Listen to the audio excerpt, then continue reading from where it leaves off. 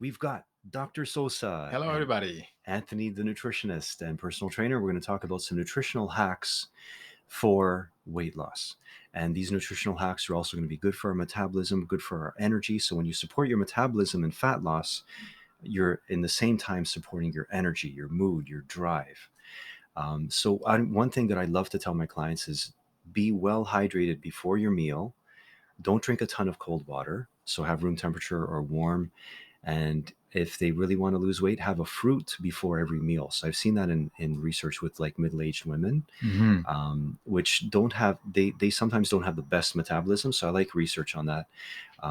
So the fruit first. I'm Italian. We eat the fruit after the meal. That's totally wrong. You're supposed to eat the fruit before your meal for proper and good digestion. What other things like kind of come up for you as like really important when you're talking to a client about weight loss and their nutrition? Like what's a really big deal you want to make sure they understand? So, one of the things that are really important, like I like to talk about, how you started with water as a nutrient, Absolutely, yeah, yeah. It's because, the most important nutrient, right? Because we right? could live for months on just water, but take away food and take away water, you've got days. That's it. Yeah. Yes, that's right. So, water is a very important nutrient for weight loss. Number two is, uh, so how you, I think that what brings like what comes to my mind is one size does not fit all. So it Hmm. will depend Hmm. on our age, Hmm. it will depend on our gender, male Hmm. versus female, and it will also depend on our whole physiology, like our weight, our gut health. Hmm. So first nutrient that you want to, like if I want to talk about a herb, for example, first thing that comes to my mind is berberine Ah, for weight loss. for weight loss. Oh, interesting. Okay. I've seen some research on it that it helps weight loss, but I'm not really aware of how does it do that. So berberine is an actually improves insulin sensitivity. Okay. That would It that would help a lot with fat loss. Yeah. right. So it also is an antioxidant, very powerful Mm-hmm. antioxidant. Berberine will actually repair leaky gut. Will help Mm-hmm. repair leaky gut. It also helps um, improving the gastric acid in our stomach. Mm-hmm. And berberine has also by itself antimicrobial properties. So Excellent. we know that some people, if we have the wrong proportion of bacteria in the colon, we have like firmicutes and bacteroidetes. The firmicutes are actually gram positive, and Mm-hmm. if we have too many of those compared to the bacteroidetes, that should be double. So we have to have more bacteroidetes than we have firmicutes. If that ratio is inversed, then we have also weight loss resistance. Mm-hmm. So berberine is an antimicrobial that will kill parasites and bad bugs that actually could be interfering with that balance Mm-hmm. as part of, like a gut, you know, we like my slogan is that everything starts in the gut. Absolutely. So berberine is definitely a herb that I Mm-hmm. would go number one if you were talking about nutrients or Mm-hmm. vitamins or supplements. Um, And it's not going to kill the good guys in the gut. that's right. Right. That's amazing. So it's not like this antibiotic just machine guns everything and then you're left with no good germs or bad germs. So that's pretty amazing. Another a nutritional thing that I really want people to get a grip on is having a good solid protein in their first meal. So some people their first meal is like, oh, I have a bagel with cream cheese or I have Mhm. a muffin and a coffee. I'm like, cream cheese is like the lowest protein cheese you can possibly have. So Mhm. it's basically just fat. Mhm. And I don't have a problem with fat, but there's got to be a heavy protein in the first meal Why?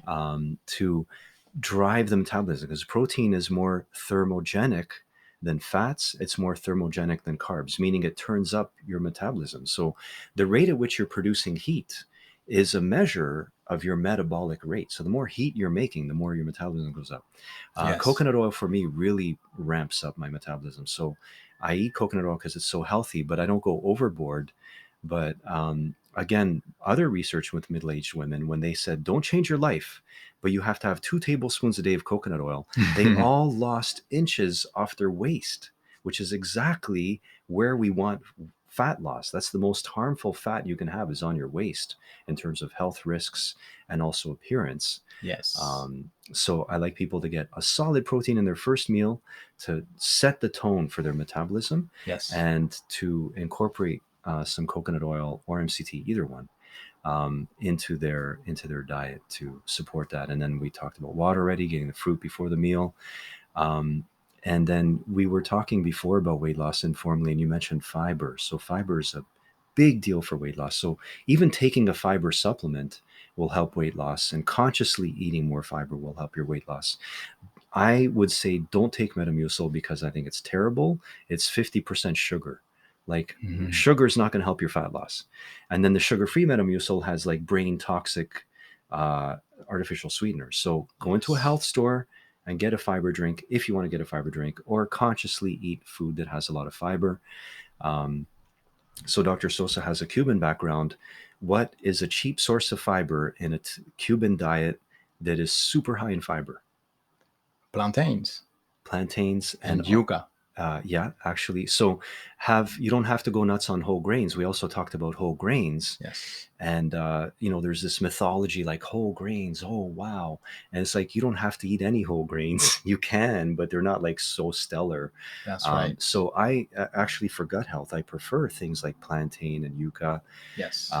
and all the vegetables are a decent source of fiber. If you eat them raw, it's a more effective fiber than if you eat them cooked. So it's the same amount of fiber, but it's more effective when they're a little crunchy That's right. as well. And So what I like to complement what you just said is that we are aiming at avoiding the blood sugar to do that. uh-huh, So we are want to avoid a yes, big spike on blood sugar. So if yeah, you have yeah, protein in the morning, then exactly. you actually have that blood sugar Mhm. has is more stable. Steady, yeah, If you absolutely, have absolutely. fat, Uh-huh. and you basically also have the possibility of using those fats for energy, Hmm. fat also cuts down our appetite. Like you Hmm. can go crazy eating a bag of chips, but you cannot go on a bottle of olive oil and have the whole bottle. Like Right, you're gonna right. puke, right? So basically, Yeah, it's satiating. It's fat is satisfying. So exactly, protein is satisfying, fat is satisfying. and so is fiber and water. Uh-huh. Because Uh-huh. when we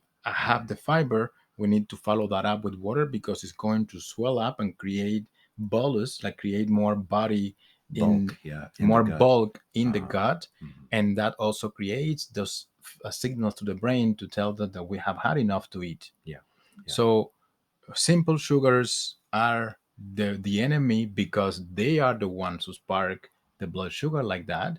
Then insulin kicks in Hmm. order to deal with that. And then the insulin doesn't go down, and Hmm. insulin will cause ghrelin and it's going to make you hungry. So And eat carbs and crave them. insulin is going to make body fat, and it's going to have the body resist burning body fat. So Exactly. as Dr. Sosa said, if you get a sugar spike, you're going to get an insulin spike, and then you get a fat making spike, which we don't want. Exactly. Now, an interesting thing you mentioned was when you're eating and the bulk, and then you get a message from the gut to the brain saying, okay, we've got food, back off on the appetite. So Hmm. that takes time to happen.